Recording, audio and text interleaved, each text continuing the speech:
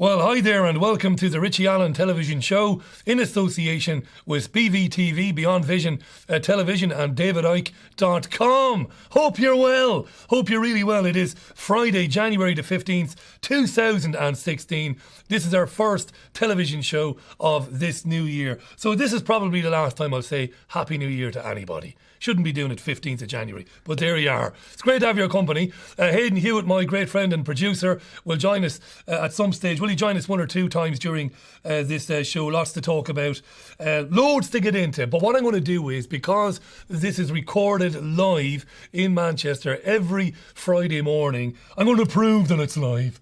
I'm going to prove it's Friday. I'm going to talk about one or two things in the news right now. Breaking news stories this particular Friday. And there's a big breaking news story, which will be of huge interest to you, no doubt about it, and our viewers in general. And that is that criminal proceedings against the peer Lord Janner over sex abuse charges have been ended because of his recent death. He passed away, of course, back in December. We talked about it on this programme. He was due to face a trial of the facts, which is something that would have been held in his absence because it was ruled that he wasn't fit to stand trial. A trial of the facts where a jury would have decided based on the evidence at hand whether or not he was guilty. No, they wouldn't. They wouldn't have resolved whether he was guilty or not. They would have found one way or the other whether the crimes had taken place. It's all legalese, but you know what a trial of the facts is now. He suffered from dementia, allegedly, even though he was signing into the House of Lords, as recently as November. Yeah.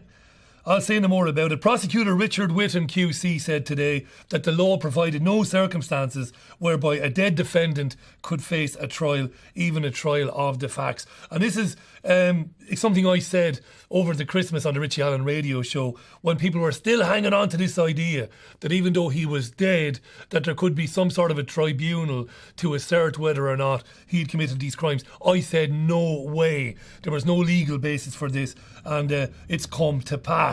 Now, also breaking, while I'm talking to you now, is another. I've given Hayden no room or no time on this because it's just come in this second, and that is that 12 former residents of children's homes have told the BBC that they were abused by Lord Janner. Cheers, Hayden, it's up there now. You can see it on the screen. 12 former residents have told the BBC today that they were abused by Lord Janner as criminal proceedings against the late peer end, as I just mentioned. Look, a number of alternative media producers and presenters will take all sorts of pot shots at Lord Janner, will make all sorts of claims against him.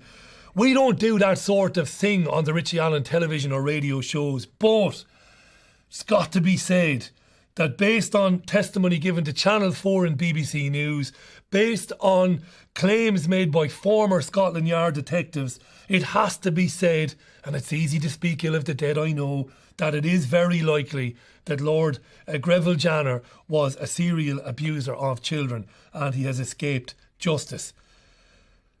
Well, we could make all sorts of claims about his illness. We could refer to what happened to Leon Britton, who died after a battle with cancer that we never knew he had. But again, it's all conjecture. I can't prove any of that. But here's the story that we're very interested in on the Richie Allen television show today, this Friday, January the 15th. And it's a story which appeared in the Daily Mirror newspaper yesterday. In fact, while I was live on the radio show last night, speaking with Michael Rivero, our great friend and colleague, I was tweeted a story which appeared in the Daily Mirror, which Hayden's going to flash on screen now. Lifelike child sex dolls created to stop paedophiles committing crimes is the headline. The story written there, as you can see, by Kirsty McCroom. The dolls were designed in the subheading, it says, by a man who admitted that he is sexually attracted to children and he wanted to help others control their urges. A company is manufacturing these dolls.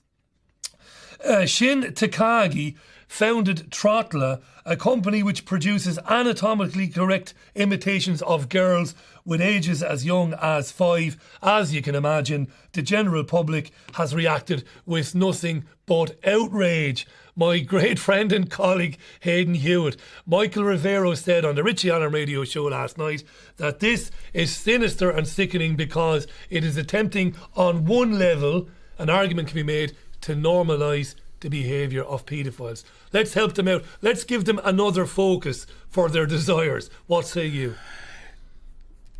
It's very hard to be dispassionate about this, isn't it? Because I know you tweeted this story to me when I was in the middle of the Live League show. You were producing the Live League show, and I looked at the tablet, I thought, I'm not going to deal with that now, because the first thing out your mouth is usually, kill them all with hammers and fire, and that doesn't really solve anything. I think there is a fear that it will normalise the behaviour, certainly, for some of the paedophiles.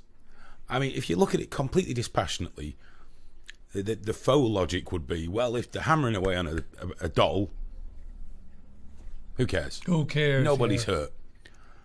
The desire to have sex with a child remains, of course. See, that's the problem. Yeah. It is a problem. It's an abhorrent thing in nature and to our society. It's an abhorrence. Are you reinforcing it? Now, a lot of people can't say, yes, you are, or no, you're not, as if they know. It's not something we can play with. No. Because we've already found that chemical castration doesn't remove a desire. Doesn't work, no. Just we've removes seen that, a certain ability. Aversion therapy works for some, but it's always going to be there. Yeah. So my fear is it's not just releasing the tension, but it is normalising the behaviour. Now, you have, for years, to your credit, you've always kind of tempered the conspiracy theorists by saying, well, look, have a look at this point of view, or have a look at that point of view. You generally tend to keep an open mind. There will be those of us in the alternative media who will say, this can't be a coincidence. There's a massive investigation being subverted and perverted by the authorities in this country to prevent people finding out the scale of historic child sex abuse. There will be people in the alternative media who will say, come on, do we believe in coincidences? Coincidences happen in every other aspect of life. This is why we were saying before, I'm always the grit in the Vaseline. I'm always in the awkward position. Yeah. Perhaps a terrible turn of phrase to use in terms of sex dolls. Other lubricants are available, not just Vaseline. How it doesn't actually divert from it, does it? Because what this story does, to be fair, to the general population, does not normalise paedophilia in the slightest. No. Well, as we said, the reaction, and you saw it last night on social media, before, was outrage. On a totally unrelated note, we spoke about what's happening in Rwanda, which you may or may not touch on, I don't know, and how that's being completely ignored. But if a Palestinian goes and stabs an Israeli at a bus stop, Brilliant will report it because it gets the ire on both sides. Yeah, that's right, Jay. Hating the Israelis or hating the Jews, whichever side where you fall, or hating the Muslims. Brilliant. Two black fellas killing each other in Rwanda. Yeah. Oof. That's a disturbing video, yeah. I don't know whether we'll get into that. We might. No, but I was just using that as an example of normalisation. People should go to liveleak.com. If you wanted to normalise paedophilia, the last thing you do is give people the ammunition to hate paedophiles even more deeply. It's so ingrained, and rightly so, on our society. It could have misfired though, Hayden. There might have been some sort of attempt to kind of evoke a sort of a sympathy for them. To try and place this alongside other addictions. It's just an addiction. I think they could have done. Surely they could have done far better than these. They look. The little girl one at the top. It's like someone my son should be bringing home for a birthday party. Yeah. There's no way you can put that other going. Don't you feel better about a paedophile having a go on a life? It looks like a child's corpse. It looks like a child's corpse. So, we'll leave it for there. That particular story. It's probably something we might revisit next week on the radio show. But it is Friday, January the 15th. I just want to mention briefly a couple of other stories.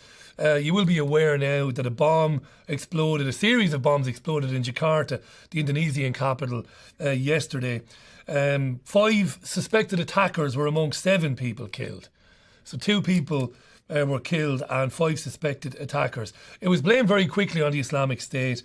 And all I'm going to say on this is, and no more than that is what I've been crying and screaming and bawling about throughout my career in the independent media. When will people start asking serious questions about some of these explosions? Did Islamic State carry out this attack inside Jakarta? They very well may have done. I can't say that they didn't.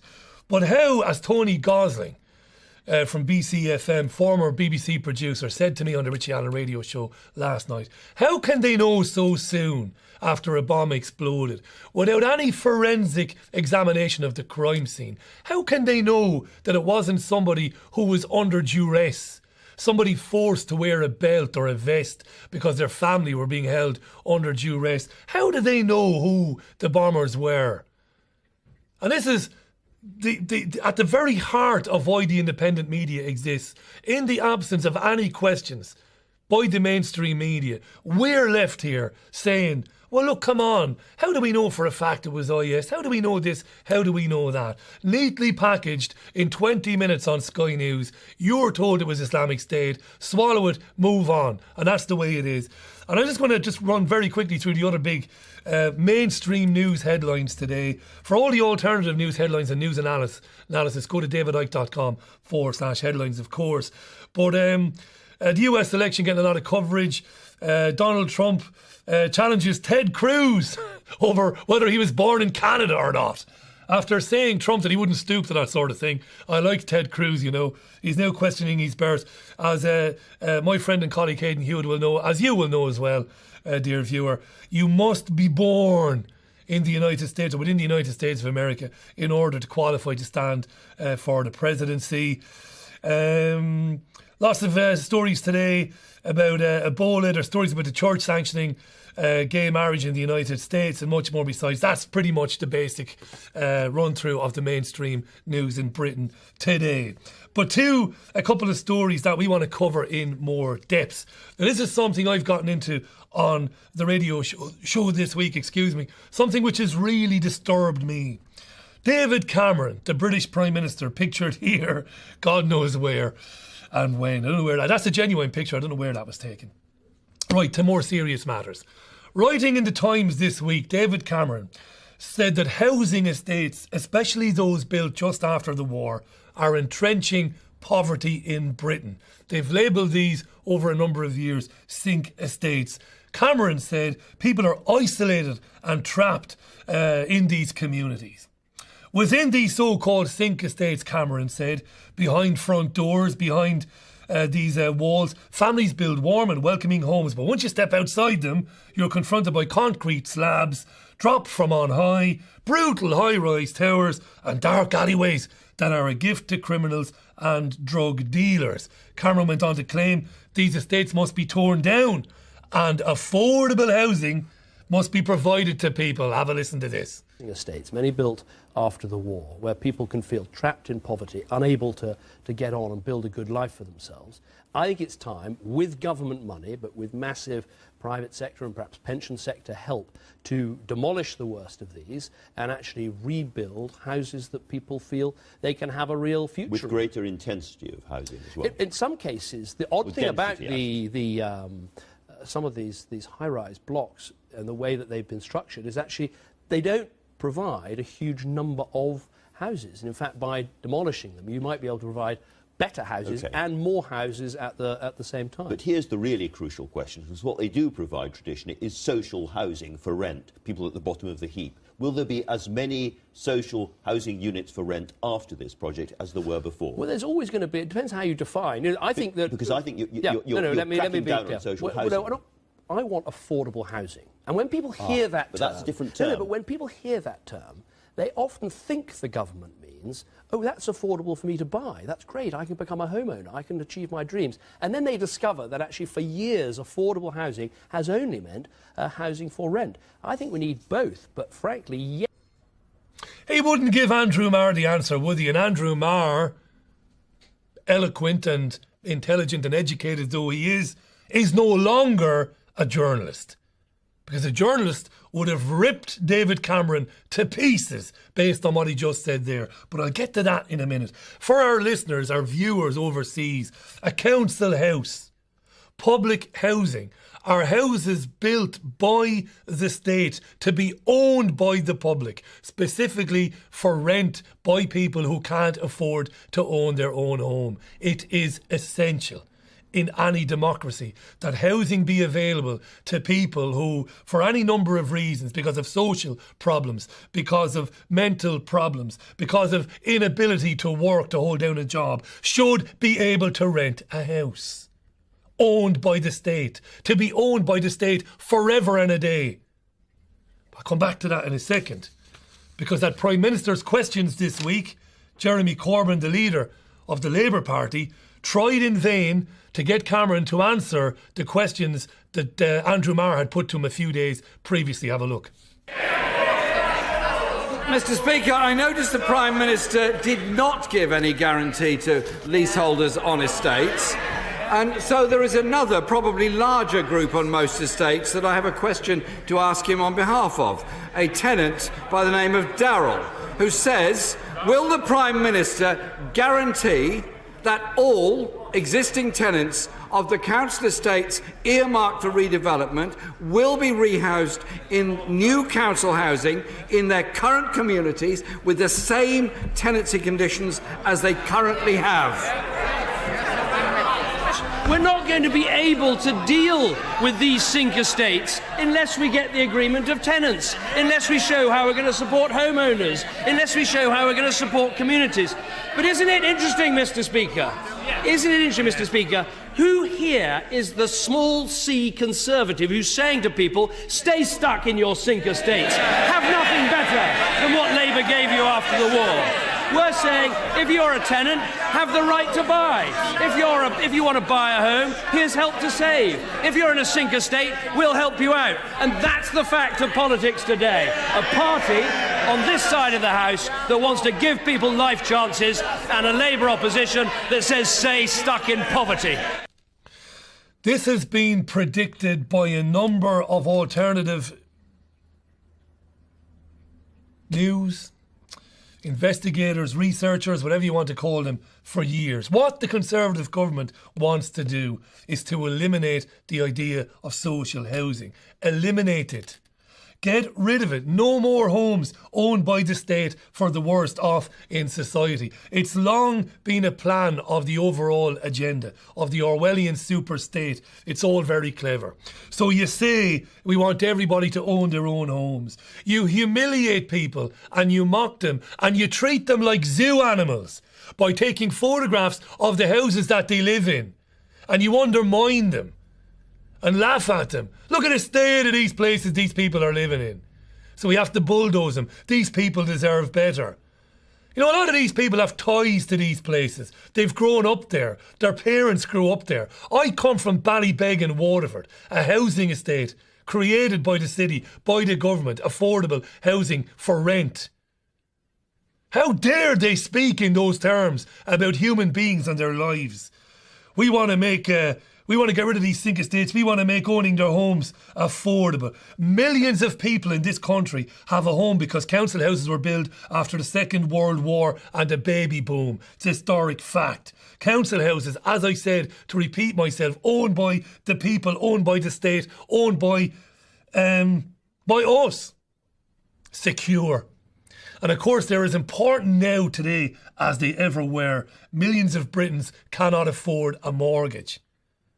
What they want to do, and we've seen this in recent years with the right to buy scheme.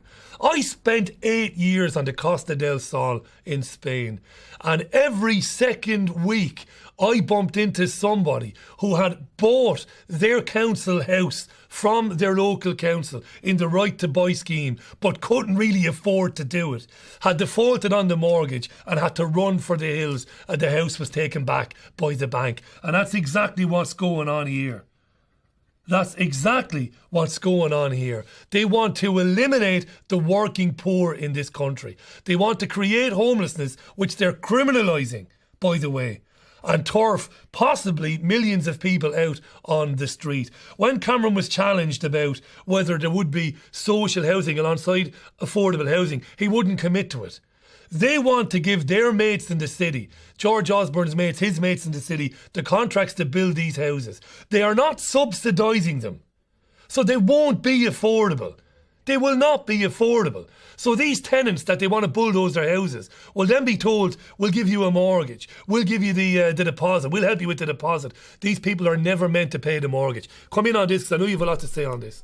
I'm ranting now. No, I'm in rant mode, and I'm repeating myself because I'm so pissed off about this. It makes sense. I'm going to give an example for those who might not be from this country or from elsewhere. In East Manchester, they built the Commonwealth Stadium. Yeah. They knocked a lot of small businesses down, factories, dirty garages and things like that. Great. Man City have moved in. Brilliant. There's a lot of money gone into the local economy. Great. But not by the government, by no. by the people who own City now. By the people who own City, course, and a couple of schemes that the local council have managed to push through. But all around there's an estate. It's called Beswick. It used to be called Bradford. It used to be Bradford Pits. The community's been decimated. 1970s housing, i.e. quite spacious, quite roomy. When they thought people, all right, it's a concrete hell, but you should have a full-size living room. You should have space. You should have gardens. You should have communal areas. Very wasteful by today's standards. They've been knocking down the old terraced houses around there. I guess it's called Eastlands now or something. And knocking down the 70s houses as well. And they've been replacing them. Now, bear in mind, up until very recently, this was the most deprived part of the UK. Yeah. Pretty much the worst. Crime, unemployment, no education, no facilities, no nothing. People were just pushed there and forgotten, and the inevitable happened. These people have got nothing. There are people that work around there, they've got nothing. Nothing in. They're at the bottom of the social ladder. Yeah. Some of them are Nobody reaching gives up. a shit about them now. They're knocking these houses down. They're replacing them with apartments that start at £140,000 start for the shit ones, and houses that are over £200,000. Now, if the government gave you 5% of your deposit, how do you save up? Spot on. Now, confirm to me what you just said there. These places have been bulldozed. People were renting those affordably for a long time to could afford to rent them. They're gone now. Gone forever. No more. They went from the council. See, we've been saying this for years on programmes. Well, here's the progression. Council to housing association who bought them all.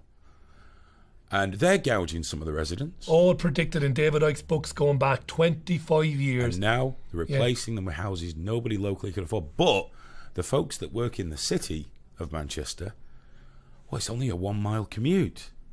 What a wonderful area that could be if only we got rid of all the poor people. Yeah. And I can pretty much guarantee, hand on heart, whatever's left of that place will be gone. Will be gone in the next few years. Thanks, mate. That's really important, that. It's going on in this city. And this ties in. David often talks about the doc connecting. This ties into the junior doctors, doesn't it, Aidan? Ties into the junior doctor strike. Destroy the NHS.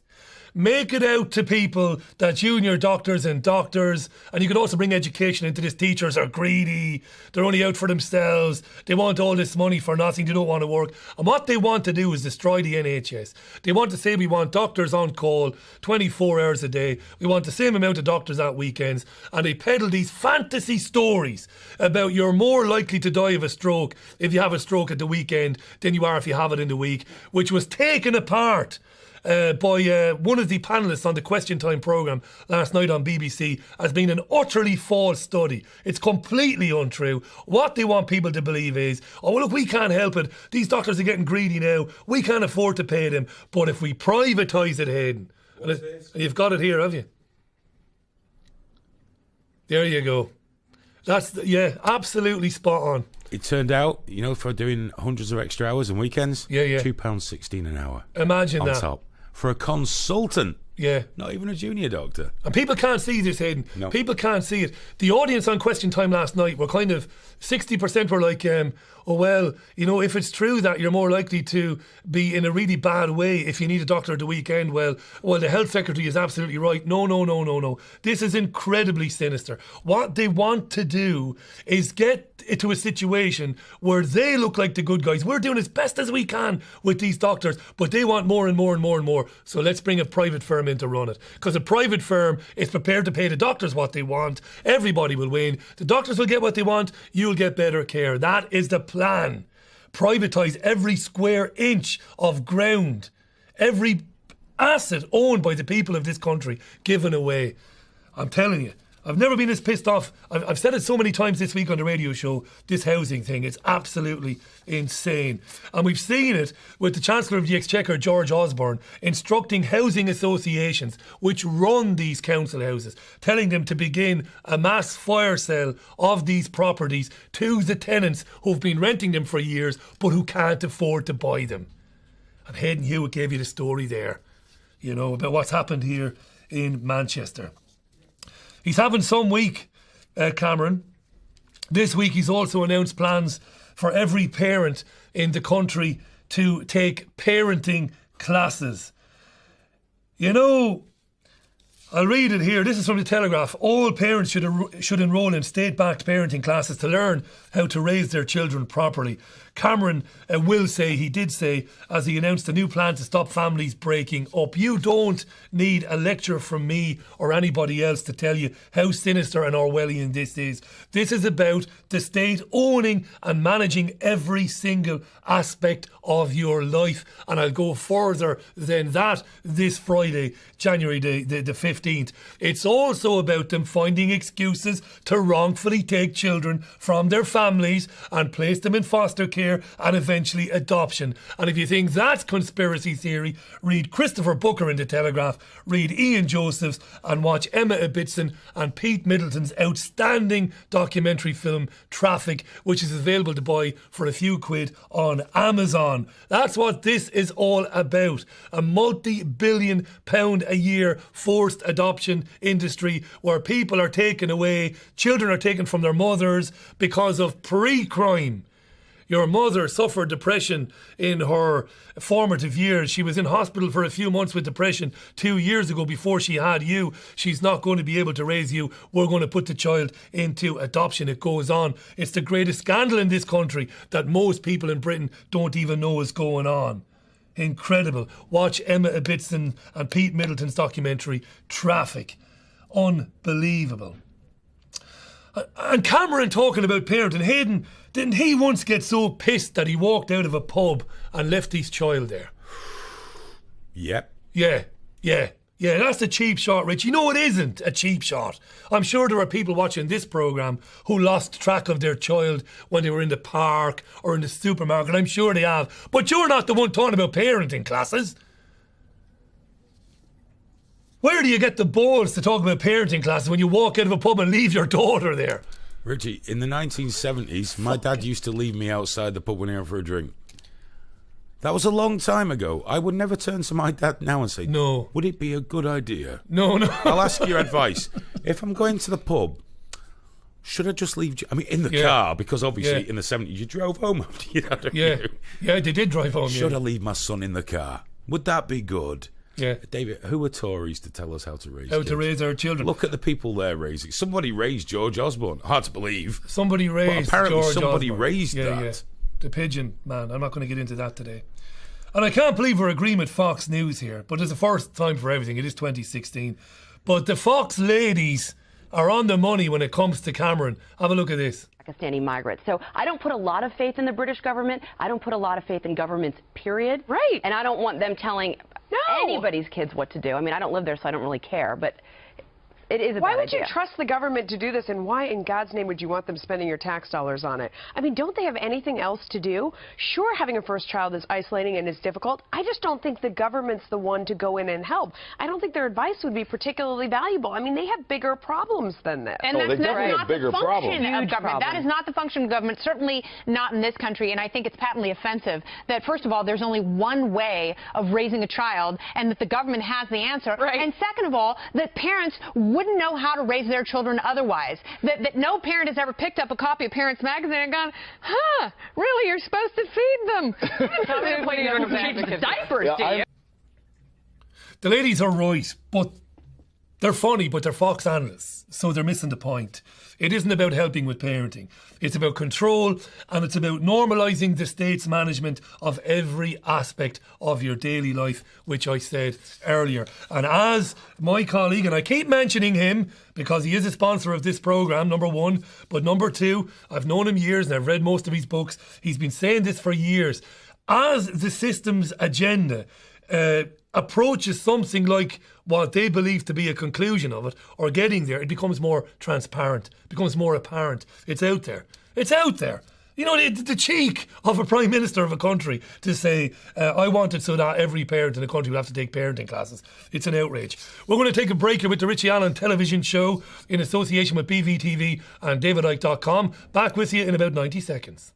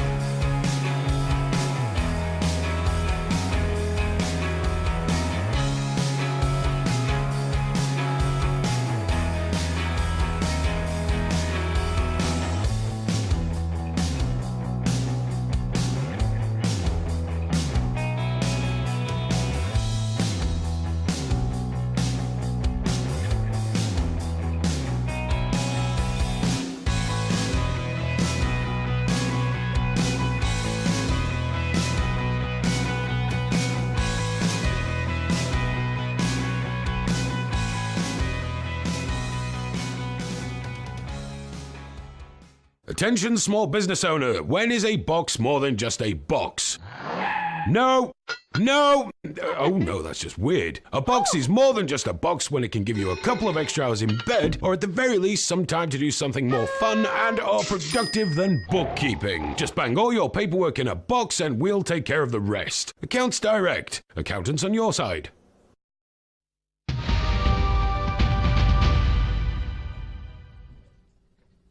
Welcome back to the programme. It is Friday, January the 15th, 2016. I'm Richie Allen. This is the Richie Allen television show in association with BVTV and DavidIke.com. A couple of quick plugs before I talk about David's new book, because I really want to talk about that. I just finished reading it. A couple of quick plugs. LiveLeak.com is, well, it's one of the last great bastions of journalism in the world. It's the vanguard of journalism. I wax lyrical about it regularly.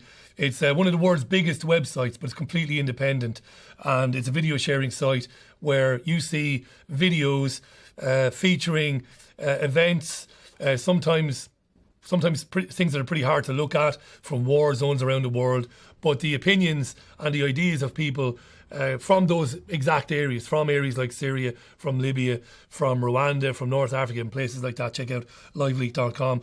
The LiveLeak television show, which airs every Thursday, provisionally at 10:30 p.m. GMT, but it's moving around a bit. It might be 10 p.m. GMT. We'll see how it goes. But check it out. Follow it on liveleak.com. My radio show is at richieallen.co.uk every Monday to Thursday at 8 p.m. GMT. And as I said, check out davidike.com/headlines. I want to talk to you about the Beyond Vision Foundation in a second. But before I do, this is David Icke's new book. It's horrible, isn't it? Not the book. But it's the green screen, isn't it? Yeah. It's the green screen, yeah. So I can't show. We'll get an image of it anyway. Well, no, talk about it. Yeah, you'll find an image of it, yeah. See, the proof that it's live, you see.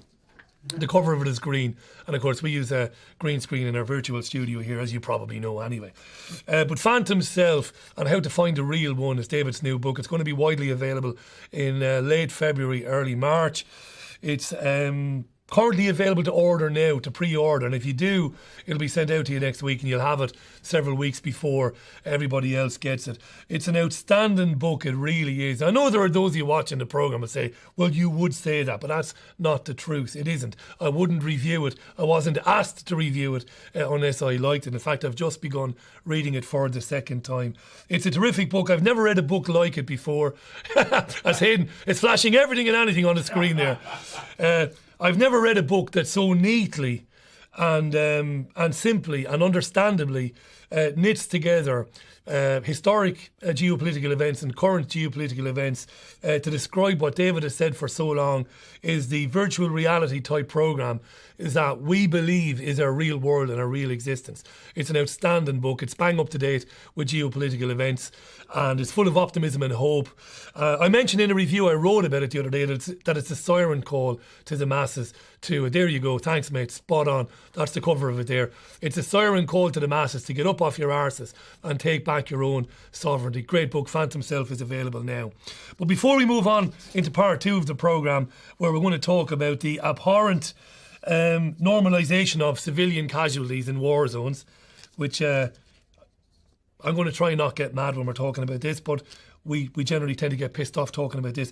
But before I do that, I want to talk about the Beyond Vision Foundation. Now, BVTV is part of the Beyond Vision Foundation. And to quickly tell us about the Beyond Vision Foundation and a new Indiegogo campaign to raise funds for that is the architect of the whole thing, the author of the idea, the brains behind it, Hayden Hewitt himself. Thanks, mate. Yeah, I've pretty much built you up there. You don't get built up like that anymore. But to be fair, I'm all that. You're all that and more. So BVTV is part of the Beyond Vision Foundation. Remind the viewers what the Beyond Vision Foundation is and wants to be. The Beyond Vision charity. Foundation is a registered UK charity, which is being established to be a charity platform. So it won't just be BVTV. There are other charitable causes and ventures that are going to be launched off the back of that, because the people we formed it with have been working in charities predominantly about empowering young people for years and years. So this is what they do. The BVTV model fit because I've always been about giving people a voice, and I always wanted to do an online TV station, but by my own rules, not with backers, just build it from a tiny crumb.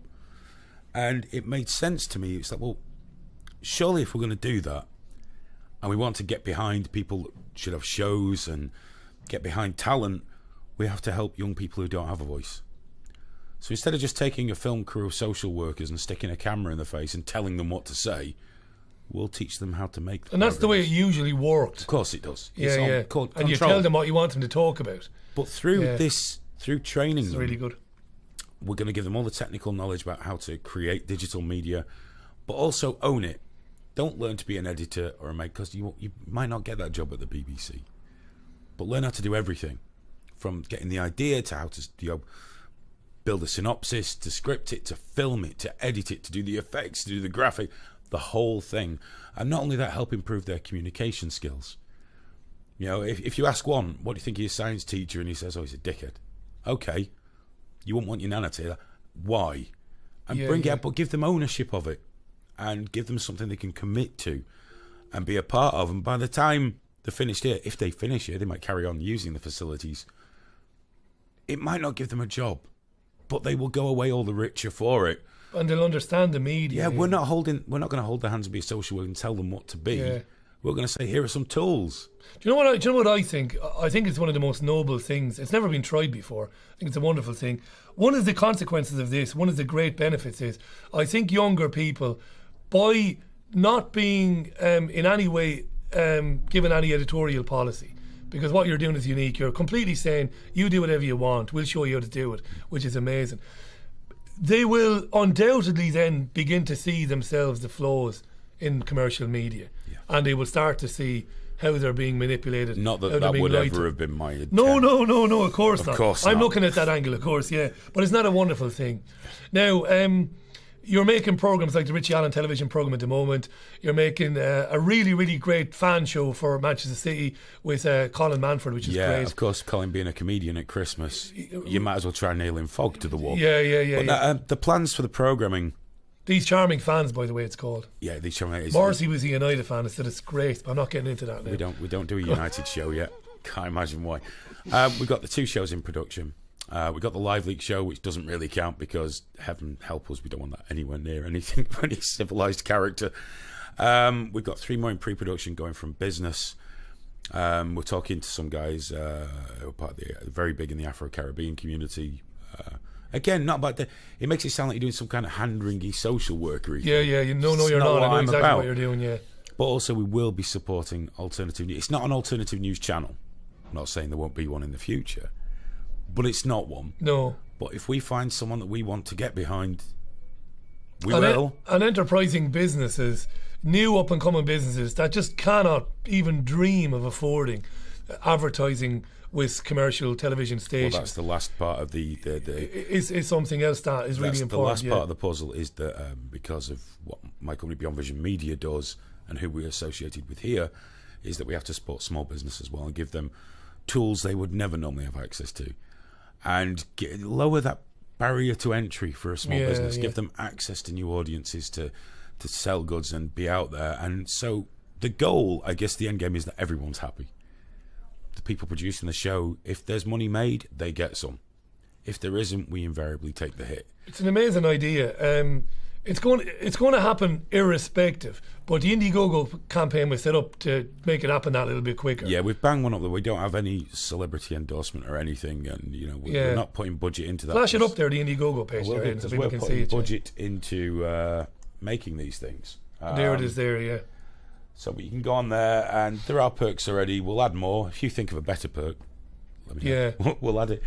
It's it's up there for 2 months. It's only just been launched, and like you said, there was no big celebrity endorsements. There was no big, massive launch of it. No, but also this isn't about sustainability. This isn't asking you to give us money or it collapses. One way or another, this will happen. It's going to work anyway. It'll happen slower.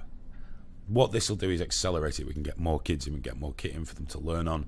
We'll produce more shows. Things will happen bigger and better. It's a great idea. But we'll just keep plugging on. It's been a few years in the making already. So it's been something you've been working at and thinking about for a long time. Oh, you know it, yeah. And it's brilliant. We'll talk about it on the radio show next week. Folks, we live in an inverted world. It's a lunatic asylum, I believe, where the most insane ideas, where the most abhorrent ideologies and realities become normalised by the media. Things that should have us marching with pitchforks and torches in the streets have become normalised by the media. I want you to check out this exchange between Russia Today's Guyan Chichikian and Mark Toner. Now, Mark Toner is a US State Department spokesperson. Have a look at their exchange about civilian casualties. What does the number of civilian deaths have to be for you to call it disturbing? Well, again, I don't think... so when we're talking about civilian casualties, what we always say, and I think live up to, is the fact that we always seek to minimize civilian casualties. What we have also said about what we've seen as a result of Russian airstrikes that have been carried out in Syria thus far are what appear to be excessive civilian casualties in some of these airstrikes. Would you consider 50 civilian casualties to be an excessive number? Again, I'm not going to put a number on it. I'm just not going to do that. And I did not get a number, but the State Department official did concede that there's a certain calculation of collateral damage for high-value targets here. Calculus, so a particularly important target, you'd be prepared to tolerate a greater number of civilian casualties. Again, I'm not going to give you a formula for that. I think, no, but obviously. You used the word calculus. I'm just trying to. No, I understand it. Yeah. I'm not trying to be facetious at all. I'm just trying to say that these are very difficult processes and very difficult decisions to make, and obviously we're dealing with. And the insanity about all of this, of course, is the idea that it's okay to kill people like you and I.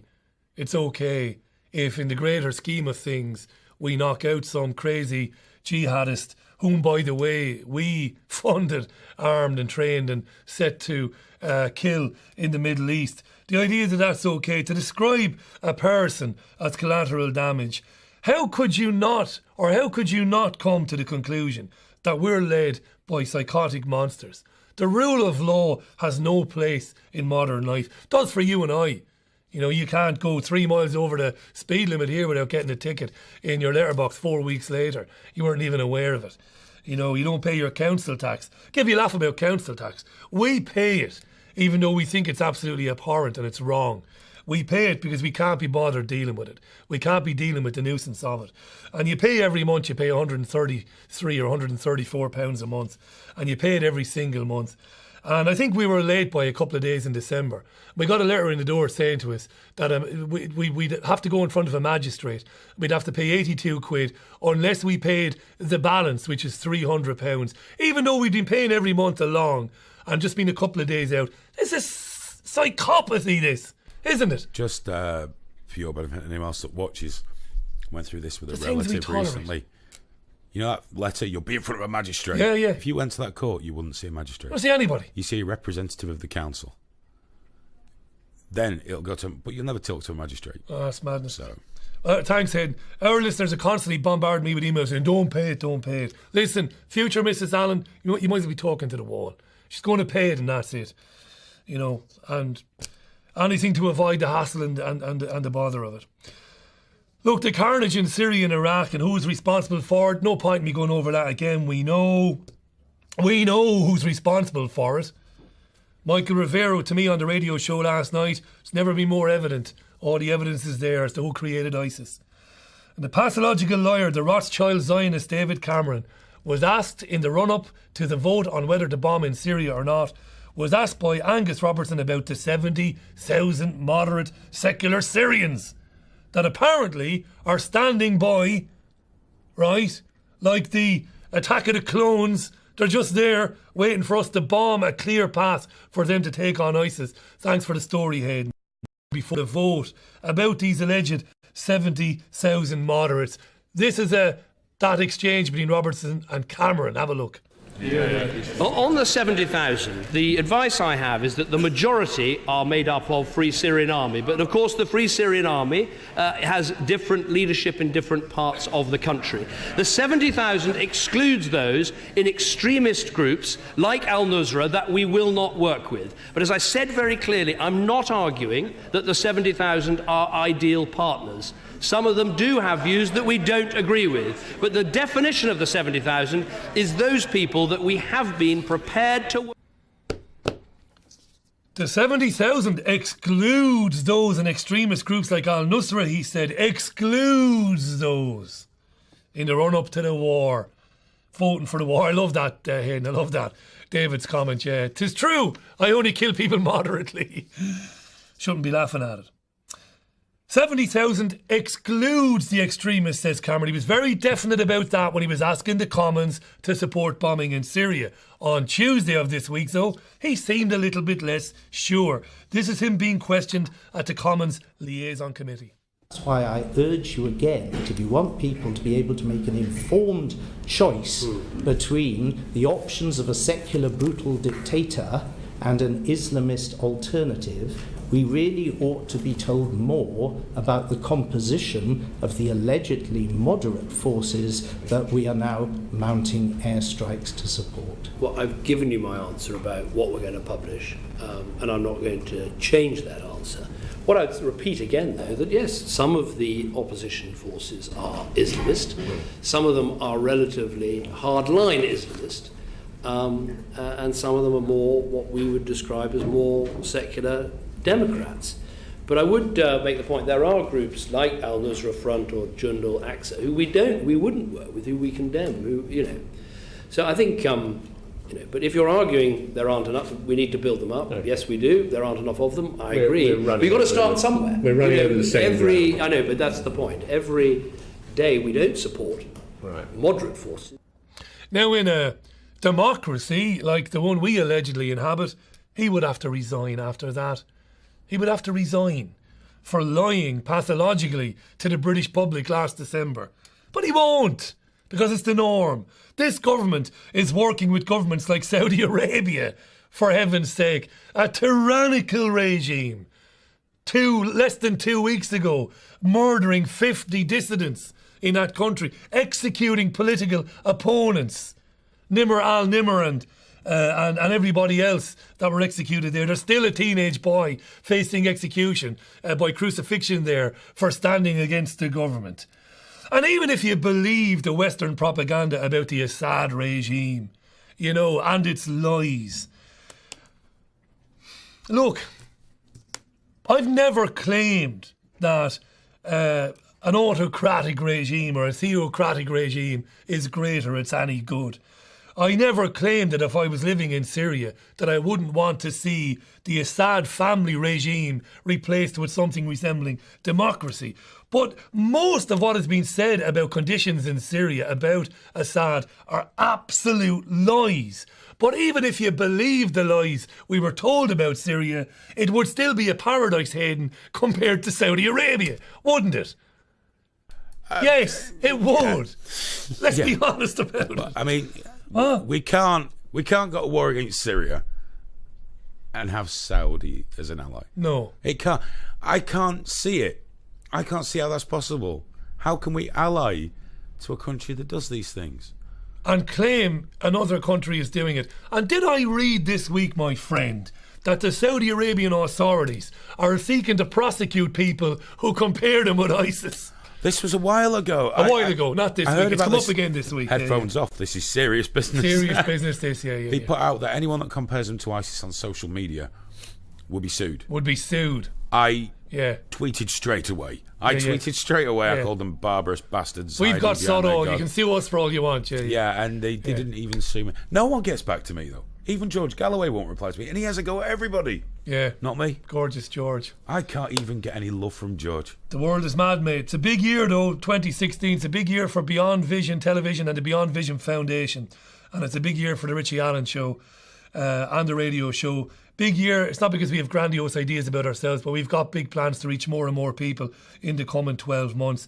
Big year for the child abuse inquiry in this country and for the unfolding events in Syria. That was the programme this Friday, the 15th of January 2015. Massive thanks to Hayden Hewitt for all his post and pre-production work on the programme and for his help during it. And to davidicke.com and all the gang there at davidicke.com for their support of the independent media in general. Have a marvellous weekend. I'll see you next week. Bye for now.